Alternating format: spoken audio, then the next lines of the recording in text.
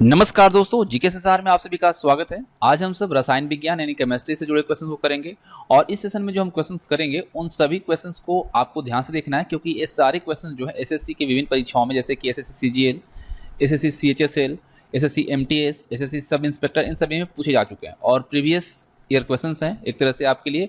और विभिन्न एसएससी के परीक्षाओं में विगत 15 वर्षों से क्वेश्चंस पूछे गए। तो इसमें हम जो क्वेश्चंस करेंगे काफ़ी इंपॉर्टेंट होगा, तो आप ध्यान से देखिएगा। चलिए सेशन को स्टार्ट करते हैं। पहला क्वेश्चन करते हैं, निम्नलिखित में से कौन एल्यूमिनियम का ऐसक है। इस क्वेश्चन को आप देख रहे हैं एसएससी सब इंस्पेक्टर 2017 में पूछा गया है।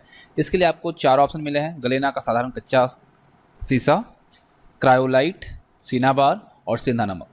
तो निम्नलिखित में से एल्यूमिनियम का ऐसक इसमें पूछा गया है, तो इसका सही आंसर क्या हो जाएगा? क्रायोलाइट। आपको पता है कि एल्यूमिनियम का ऐसक में क्रायोलाइट है, फेल्सपार है, कोरंडम है, बॉक्साइट है, ये सभी किसके ऐसक हैं? एल्युमिनियम के। तो यहाँ पे ऑप्शन जो है आपका बी सही रहेगा। ठीक है, B is the right answer. Question number 2 देखिए क्या कह रहा है।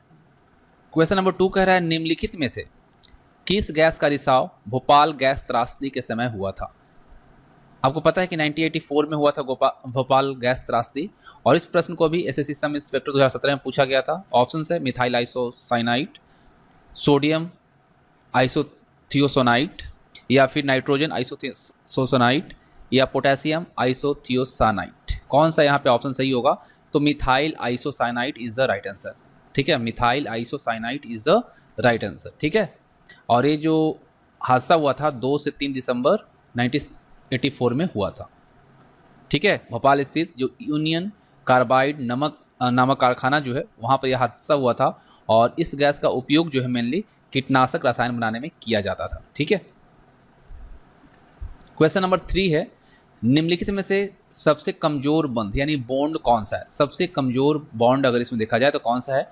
और इस प्रश्न को एसएससी एमटीएस में पूछा गया 2017 में।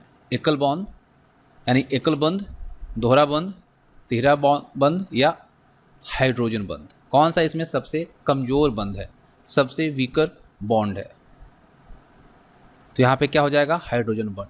ठीक है, हाइड्रोजन बंध अन्य बंधों की तुलना में बहुत ही कमजोर होता है। ठीक है, तो यहाँ पे ऑप्शन डी आपका सही रहेगा। क्वेश्चन नंबर 4 देखिए, निम्नलिखित अभिक्रिया में रिक्त स्थान भरें। अम्ल और क्षारक को जब हम रिएक्शन करवाएंगे तो क्या मिलेगा? तो देखिए, अगर इस यहाँ पर ऑप्शन देखें तो carbon dioxide, metal oxide, hydrogen gas और नमक। तो यहाँ पे क्या मिलेगा हमें?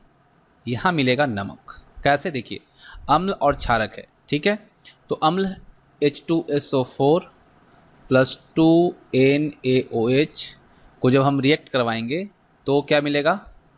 Na2SO4 और H2O, जो पानी यहाँ पे। तो यहाँ पे क्या मिल जाएगा हमें? नमक। ठीक है, अब देखिए यहाँ पे अगला प्रश्न है कि जब एक चींटी काटती है तो किस अम्ल का रिसाव होता है। इस क्वेश्चन को एसएससी सीजीएल 2017 में पूछा गया था। हाइड्रोक्लोरिक अम्ल, फॉर्मिक अम्ल, एसिटिक अम्ल या फॉस्फोरिक अम्ल। कौन सा अम्ल का रिसाव होता है? तो जैसा आप सब जानते हैं कि चींटी, मधुमक्खी, बिच्छू, इनके विष में फॉर्मिक अम्ल की मात्रा पाई जाती है, और इस अम्ल के द्वारा एक कीट अपने शिकार को घायल करते हैं। तो यहाँ पे क्या हो जाएगा? Formic acid, option B. ठीक है, क्वेश्चन नंबर 7 देखिए, निम्नलिखित में से कौन एक ठोस सोल का एक उदाहरण है। इस क्वेश्चन को भी एसएससी सीजीएल 2017 में पूछा गया। मैग्नीशिया मिल्क, फोम, रंगीन रत्न मतलब कलरफुल पत्थर, या फिर रबड़। सही आंसर यहाँ पे क्या हो जाएगा? तो ऑप्शन सी हो जाएगा। ठीक है, रंगीन रत्न। देखिए, रंगीन पत्थर जो होता है ठोस सॉल का उदाहरण है। ठोस सॉल का निर्माण एक ठोस का ठोस में कोलाम्बडी विलयन है। क्या है? कोलाम्बडी विलयन है। जंग लगना क्या है? रस्टिंग जो है क्या है? विद्युत अपघटन है, ऑक्सीकरण है, रेडॉक्स अभिक्रिया यानी ऑक्सीकरण और अपचयन है, या फिर अपचयन है। क्या है? इस क्वेश्चन को भी सीएचएसएल में पूछा गया 2017 में। तो यहाँ पे सही आंसर क्या हो जाएगा? रेडॉक्स अभिक्रिया, रेडॉक्स रिएक्शन। रेडॉक्स मतलब क्या है? रेडॉक्स अगर देखेंगे तो इसमें क्या है? तो इसमें रिडक्शन और ऑक्सीडेशन दोनों होता है। ठीक है, और इस अभिक्रिया में क्या होता है? ऑक्सीकरण तथा अपचयन दोनों क्रियाएं होती हैं, और ऑक्सीकरण की अभिक्रिया में इलेक्ट्रॉन मुक्त होते हैं तथा अपचयन की अभिक्रिया में क्या होता है? इलेक्ट्रॉन जुड़ते हैं। बस यही डिफरेंस होता है। ठीक है, option C is the right answer. चलिए प्रश्न संख्या 8 देखते हैं, निम्नलिखित में से कौन सा एक धनायन नहीं है। ऑप्शंस आपके हैं aluminium ion, copper ion, sulphate ion, zinc ion. इस प्रश्न को एसएससी CHSL 2017 में पूछा गया है। तो इसका सही आंसर क्या रहेगा? Sulphate ion. ठीक है, देखिए सल्फेट को हम SO4, ठीक है, आयन जो है धनायन श्रेणी में नहीं आता, ठीक है, क्योंकि ऋणायन है, ऋणात्मक आवेश से पाया जाता है, जबकि एल्युमिनियम है, कॉपर है और जिंक जो है धनात्मक आवेश से आवेशित होते हैं। ठीक है, ऐसे भी क्या है, प्लस में होते हैं और निगेटिव होता है। तो यहाँ पे ऑप्शन सी आपका सही रहेगा। प्रश्न संख्या 9 देखिए, मिल्क ऑफ मैग्नीशिया के रूप में बाजार में लाए जा रहे प्रति अम्ल का मुख्य तत्व क्या है? इस प्रश्न को एसएससी CGL 2015 में पूछा गया था। MgCl2, MgOH2, MgCO3 या MgSO4। सही आंसर यहाँ पे क्या रहेगा? मिल्क ऑफ मैग्नीशिया के रूप में आपको बताना है। तो इसका सही आंसर जो रहेगा वो रहेगा ऑप्शन आपका बी। ठीक है, option B is the right answer. Milk of magnesia क्या है? एक अकार्बनिक यौगिक है।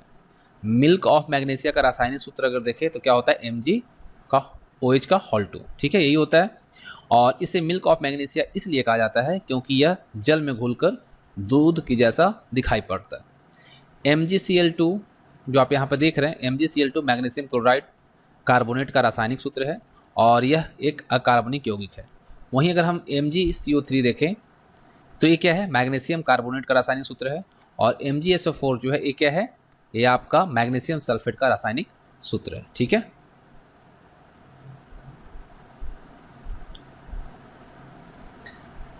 अब देखिए अगला प्रश्न है कि बिना बुझे हुए चूने का रासायनिक नाम क्या है? बुझा हुआ चूना नहीं बल्कि बिना बुझा हुआ। Calcium hydroxide, calcium chloride, calcium oxide या कैल्शियम कार्बोनेट। इस प्रश्न को एसएससी CGL ने 2015 में पूछा है। तो बिना बुझे हुए चूने का रासायनिक नाम है कैल्शियम ऑक्साइड यानी CaO। क्या है? Calcium oxide. ठीक है, अब देखिए यहाँ पे प्रश्न है 11 नंबर कि नीचे उल्लेखित प्रत्येक तत्व सूची 2 का उसके ऊपर उल्लेखित गुणधर्म सूची 1 के आधार पर मिलान करें।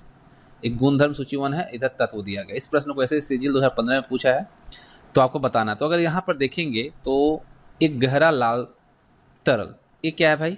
ये है आपका ब्रोमीन। गहनों में प्रयुक्त एक धातु, तो आपको पता है धातु है सोना, स्वर्ण।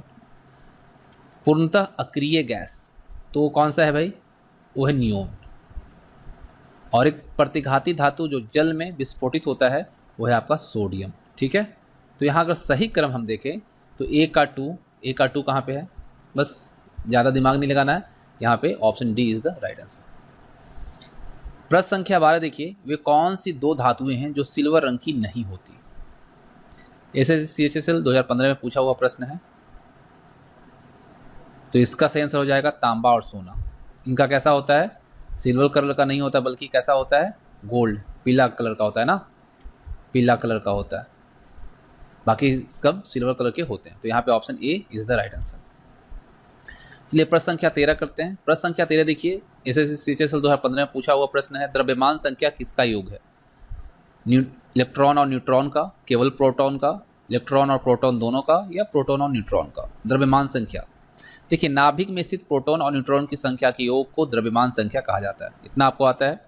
किसी परमाणु के नाभिक में प्रोटॉन और न्यूट्रॉन होते हैं और इलेक्ट्रॉन नाभिक के बाहर स्वतंत्र रूप से चक्रण करते रहते हैं। इतना आपको जानते हैं। तो आप याद रखिएगा क्या इसमें हो जाएगा? प्रोटॉन और न्यूट्रॉन। द्रव्यमान संख्या किसका योग है? प्रोटॉन और न्यूट्रॉन का। प्रश्न संख्या 14 है, जल एक उत्कृष्ट विलायक है क्योंकि इसमें अणु। इस प्रश्न को एसएससी स्टेनोग्राफर सितंबर 2014 में पूछा है। अत्यधिक ध्रुवीय है, अध्रुवीय है, या फिर हल्के भार वाले हैं या उदासीन है? जल एक उत्कृष्ट विलायक है क्योंकि इसमें अणु क्या है? क्या है? अत्यधिक ध्रुवीय है। देखिए, किसी विलायक की उत्कृष्टता उसके डाई इलेक्ट्रिक नियतांक पर निर्भर करता है। डाई इलेक्ट्रिक नियतांक जितना अधिक होगा उसकी विलायक गुणवत्ता उतना ही अधिक होगी, और अन्य विलायकों की तुलना में इसका जो डाई इलेक्ट्रिक नियतांक है वो अधिक होता है। इसी कारण यह एक अच्छा विलायक है और यह ध्रुवीय संरचना प्रदर्शित करता है। प्रश्न संख्या 15 देखिए, निम्नलिखित में से क्या जल का स्थायी कठोरता का कारण है? एसएससी 10+2 नवंबर 2014 में पूछा है। Magnesium bicarbonate, sodium chloride, calcium sulphate या कैल्शियम बाइकार्बोनेट?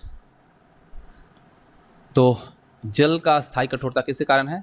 Calcium sulphate. ठीक है, कैल्शियम और मैग्नीशियम के क्लोराइड तथा सल्फेट के कारण जल की स्थायी कठोरता होती है। ठीक है। कैल्शियम तथा मैग्नीशियम के आयन जो है साबुन के साथ मिलकर सफ़ेद तथा चिकना अवक्षेपण तैयार करते हैं। इस चीज़ को भी आप याद रखिएगा। जल का हस्तांतरण है, इस क्वेश्चन को भी एसएससी 10+2 नवंबर 2014 में पूछा गया है।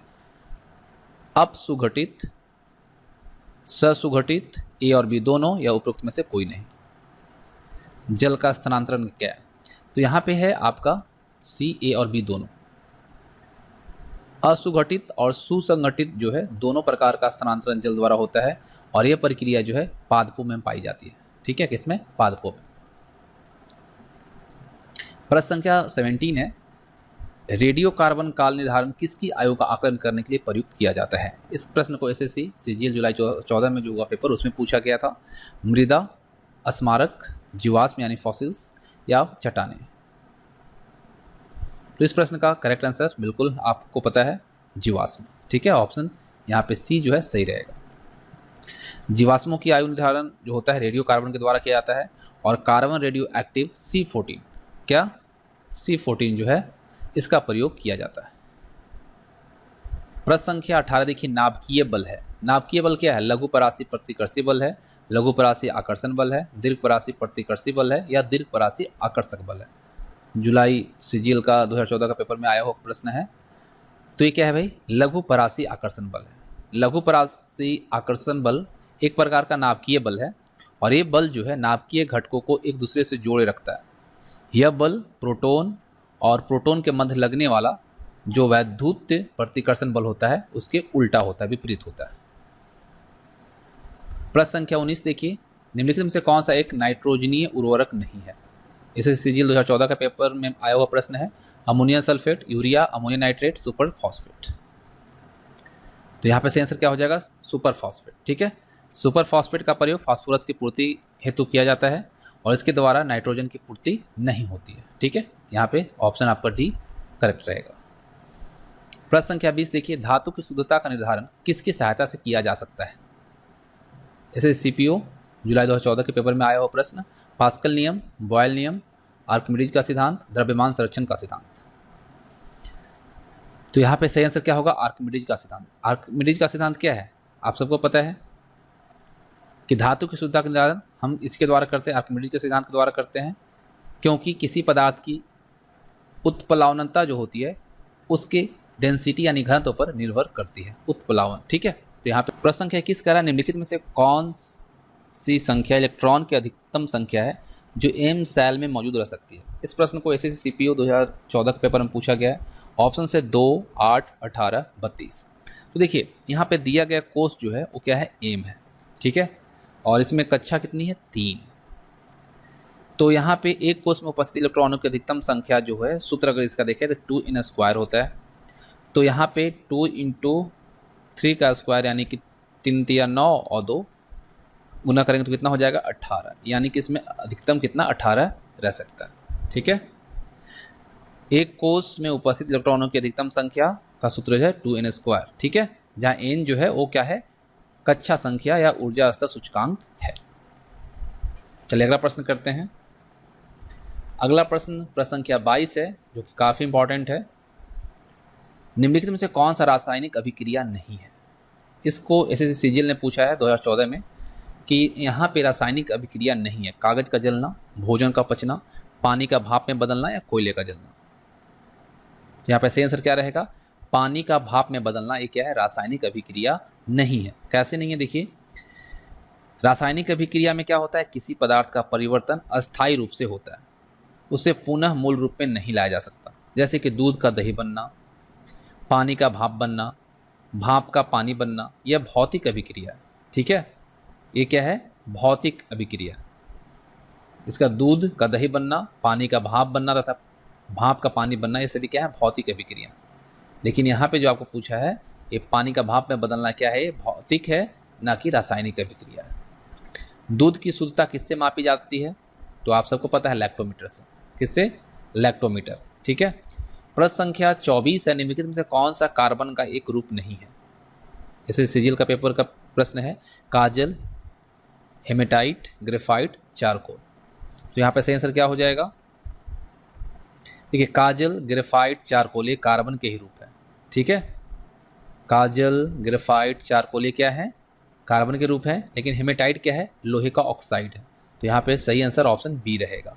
और यह 950 डिग्री सेल्सियस, और अगर फ़ारेनहाइट पर देखें तो 1740 डिग्री फ़ारेनहाइट पर क्या होता है, इसके ऊपर भी ये ठोस में ही रहता है। कौन, हेमेटाइट, ठीक है। ऑप्शन यहाँ पे बी आपका सही रहेगा। चलिए अब प्रश्न संख्या 25 करते हैं, जो कि ऐसे सिजिल 2014 में ही पूछा हुआ है, अगस्त के महीने में जो पेपर होता है उसमें। सूखी बर्फ यानी ड्राई आइस क्या है, ठोस कार्बन डाइऑक्साइड, द्रव नाइट्रोजन, बर्फ के क्यूब और बुरादा, या बर्फ के क्यूब और नमक। तो क्या है भाई, ये ठोस कार्बन डाइऑक्साइड है, ठीक है। Option A is the right answer, और इसका उपयोग जो है कूलिंग एजेंट के तौर पे किया जाता है, ठीक। चलिए प्रश्न संख्या 26 है, निम्नलिखित में से किस धातु का गलनांक सबसे कम है। स्टेनोग्राफर का पेपर में पूछा हुआ प्रश्न है। सोना यानी स्वर्ण, चांदी, पारा या तांबा। तो यहाँ पे सही आंसर क्या होगा, सबसे कम गलनांक यहाँ पर किसका है, तो यह पारा का, इसको हम मरकरी भी बोलते हैं, ठीक है। देखिए अगर हम यहाँ पे सोने की बात करें यानी गलनांक की बात करें तो होता है 1064 डिग्री सेल्सियस। अगर हम यहाँ पे चांदी की बात करें तो 961.80 सेल्सियस। पारा की हम बात करते हैं तो -38.83 डिग्री सेल्सियस। वहीं तांबा की बात करें 1085 डिग्री सेल्सियस ये होता है, ठीक है। तो यहाँ पे सबसे कम किसका है भाई, पारा का। फोटोग्राफी में सामान्यतः प्रयोग किया जाने वाला हाइपो का रासायनिक नाम क्या है। ऑप्शन है sodium thiosulphate, silver nitrate, sodium nitrate या सिल्वर आयोडाइड। इस प्रश्न को एसएससी 10+2 2014 में पूछा हुआ है।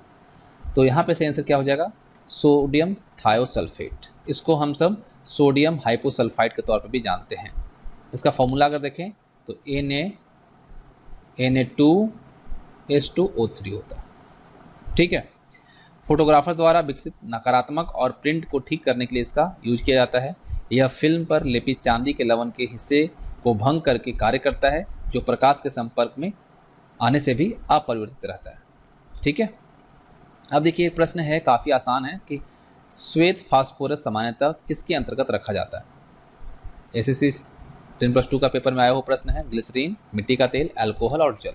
तो श्वेत फास्फोरस को जनरली किस में रखा जाता है, जल में, ठीक है, पानी में। फास्फोरस का परमाणु क्रमांक कितना है, 15 है ना। और इसको हम किससे डिनोट करते हैं, P से। अगर इसकी गुण की बात करें तो सफ़ेद मोम जो होता है उस ठोस की तरह दिखने में यह परिभाषी होता है। प्रकृति में अगर इसका देखें जहरीला इसका नेचर है, और कम स्थिर और अधिक प्रतिक्रियाशील है, और अंधेरे में यह क्या होता है, चमकता है, ठीक है। कौन, फास्फोरस। प्रश्न संख्या 29 देखिए, गैसों के गतिक सिद्धांत के अनुसार परम शून्य के ताप पर गैस अणु क्या होंगे। गति प्रारंभ करते हैं, द्रव्यमान रहित हो जाते हैं, प्रकाश उत्सर्जन प्रारंभ करते हैं, या गति रोक देते हैं। एसएससी सीजीएल का पेपर में आया हुआ प्रश्न है। इस प्रश्न का सही आंसर जो रहेगा वो रहेगा गति रोक देते हैं, ठीक है। गैस के अणुओं की औसत गतिज ऊर्जा केवल निरपेक्ष तापमान के समानुपाती होते हैं। कहने का मतलब है यदि तापमान को पूर्ण शून्य तक कम कर दिया जाए तो सभी आणविक गति जो है वो समाप्त हो जाएंगे, रुक जाएंगे। तो यहाँ पे क्या हो जाएगा, गति रोक देते हैं। ऑप्शन यहाँ पे हो जाएगा आपका डी। प्रश्न संख्या 30 देखिए, दहन एक क्या है, भौतिक और रासायनिक प्रक्रिया है, जैविक प्रक्रिया है, भौतिक प्रक्रिया है, या रासायनिक प्रक्रिया। सीजीएल का पेपर का प्रश्न है, तो इसका सही आंसर होगा रासायनिक प्रक्रिया है। कैसे, देखिए, वह प्रक्रिया जिसमें एक या एक से अधिक यौगिक अभिक्रियाशील पदार्थों से पूरी तरह से अलग उत्पाद का निर्माण करते हैं, वैसी प्रक्रिया को हम रासायनिक अभिक्रिया कहते हैं, ठीक है। रासायनिक अभिक्रिया प्रकृति में उत्क्रमणीय या अनुत्क्रमणीय हो सकती है, लेकिन यहाँ पे हमें पूछा है दहन के बारे में। दहन, देखिए, दहन एक ऐसी प्रक्रिया है जिसमें पदार्थ जल और उष्मा निर्मित करने के लिए ऑक्सीजन के साथ अभिक्रिया करते हैं। दहन प्रक्रिया एक क्या है, उष्माक्षेपी प्रक्रिया है। दहन के दौरान जलने वाले पदार्थ को ईंधन के रूप में जाना जाता है, ठीक है। अब देखिए लास्ट प्रश्न है, CaC2 जल से उपचारित करने पर यह देता है। CaC2 क्या है, CaC2 जो है ये क्या है, यह है कैल्शियम कार्बाइड, ठीक है। CaC2 क्या है, कैल्शियम कार्बाइड।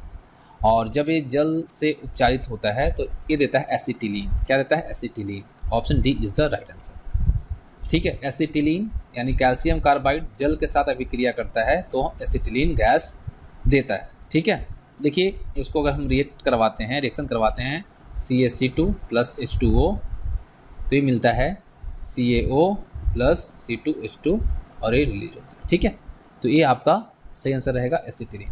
और ये अभिक्रिया जल अपघटन अभिक्रिया है। एसिटिलीन क्या है? एक ईंधन गैस है और इसका उपयोग वेल्डिंग टॉर्च में किया जाता है। अगर हम कैल्शियम कार्बाइड के कुछ गुणों पर नज़र डालें तो यह गहरे भूरे रंग का एक ठोस रासायनिक यौगिक है। इसका घनत्व जो है, डेंसिटी जो है 2.2 से लेकर 2.26 ग्राम पर सीसी होता है और यह मिट्टी के तेल में अघुलनशील है, यानी कि मिट्टी के तेल में यह नहीं घुलता है। एसिटिलीन बनाने के लिए कैल्शियम कार्बाइड को जल से अपघटित किया जाता है। तो इस तरह से जो टॉप 31 क्वेश्चन थे जो कि एसएससी के प्रीवियस ईयर क्वेश्चन के तौर पे थे, और उम्मीद करता हूँ आप सबको वीडियो पसंद आए होंगे। तो वीडियो को लाइक और शेयर जरूर कीजिएगा और कोई सुझाव हो तो कमेंट बॉक्स में जरूर बताइएगा। Thanks for watching. मिलेंगे आप सबके साथ नेक्स्ट।